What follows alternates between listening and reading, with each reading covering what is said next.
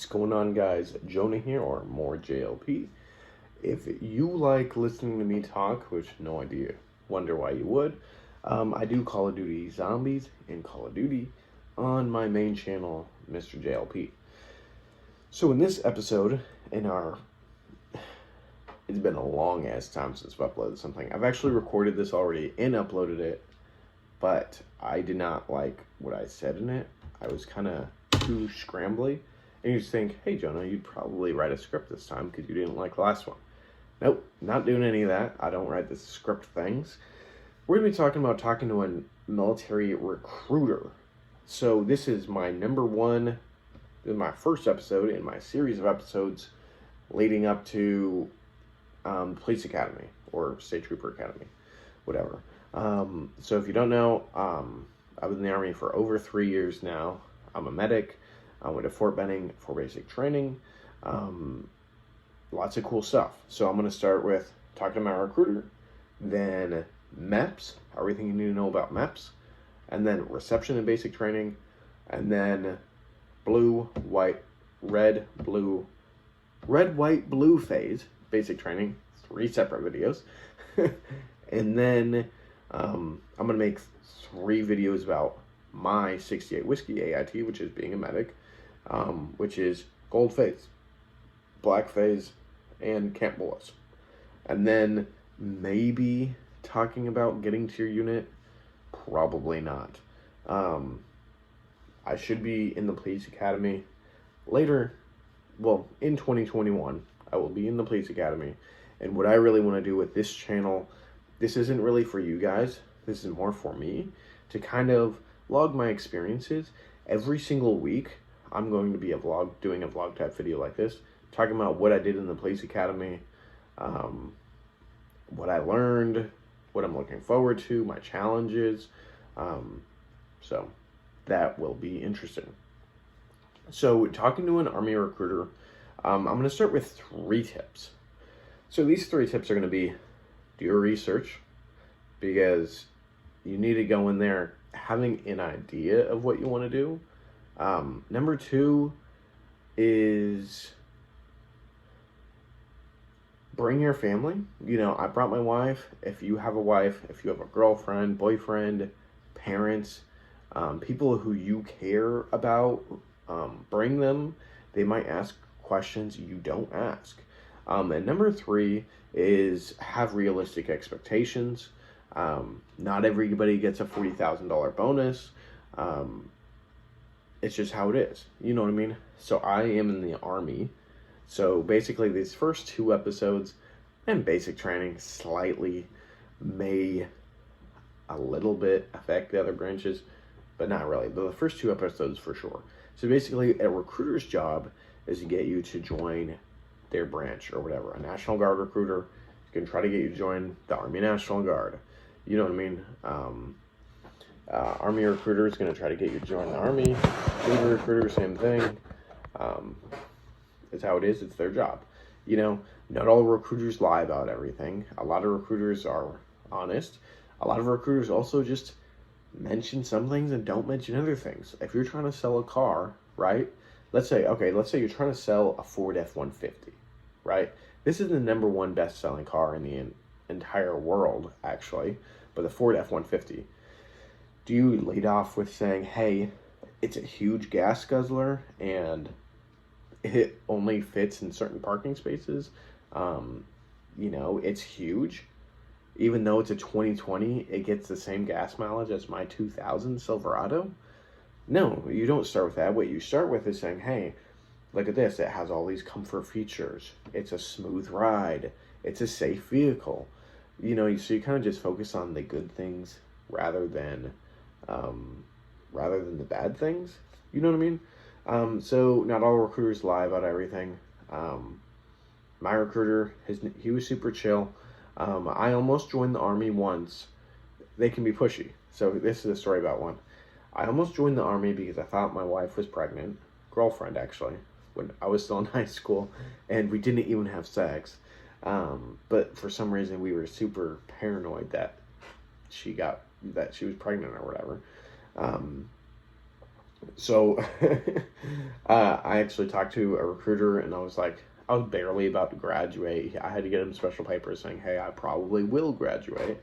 And um, yeah, so, I'm talking to him. I take the practice ASVAB in the library with him, like I was in high school, dude. And once I decided I didn't want to, because my friend's dad offered me a job at PetSmart, so I was like, hey, I need a job. It was so hard to get a job as an 18-year-old, just with no work experience.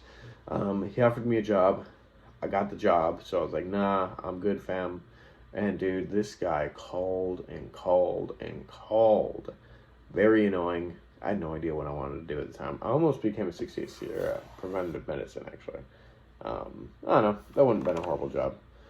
But, so fast forward 2 years later, I had mentioned to the wife about joining the Navy. That was a huge fight. I'm still roofing at this time. I'm living with my in-laws, and it sucks. It's like we got a kid. We don't have our own place. It was rough. It was definitely a rough point in my life. Um, so I moved. We ended up moving with my parents just because it was more convenient. I didn't want to drive to my job anymore where I was roofing.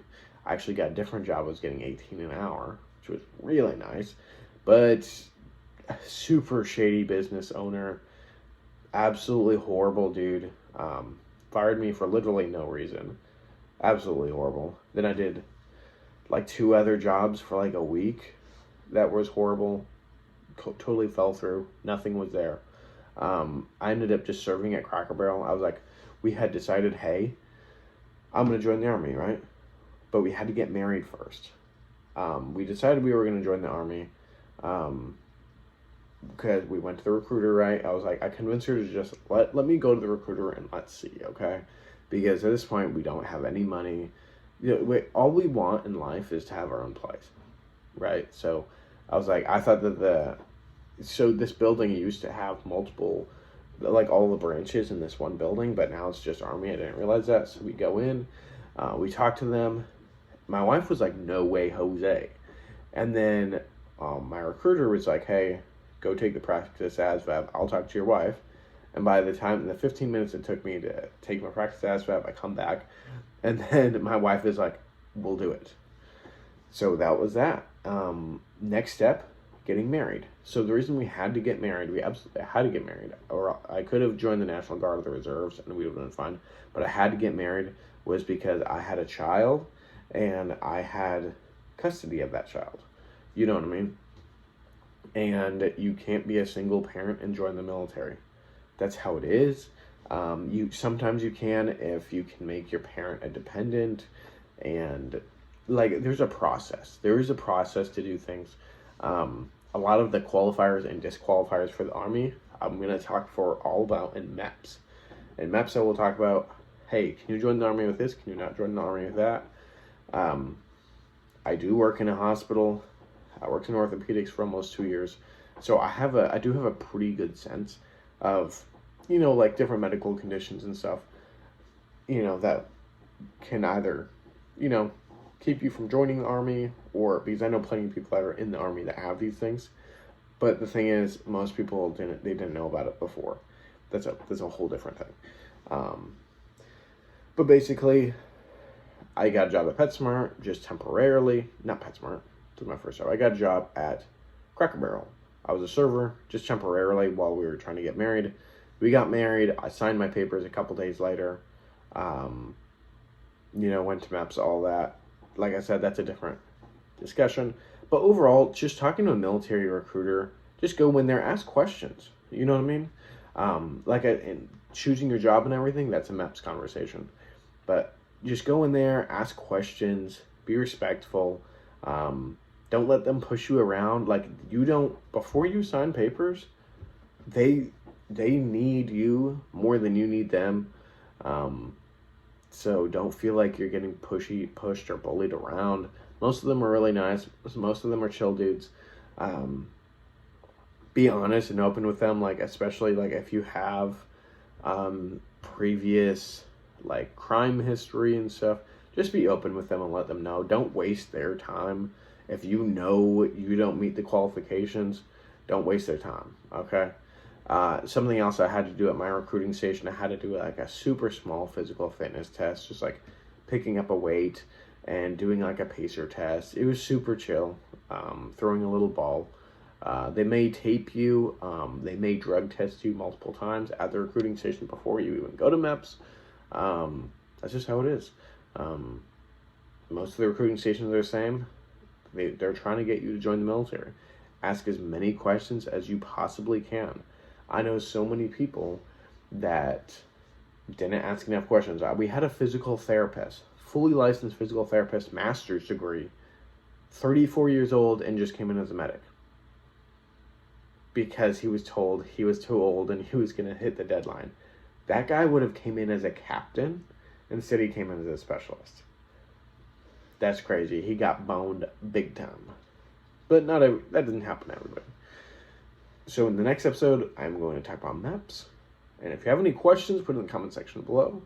I'll see you in the next one.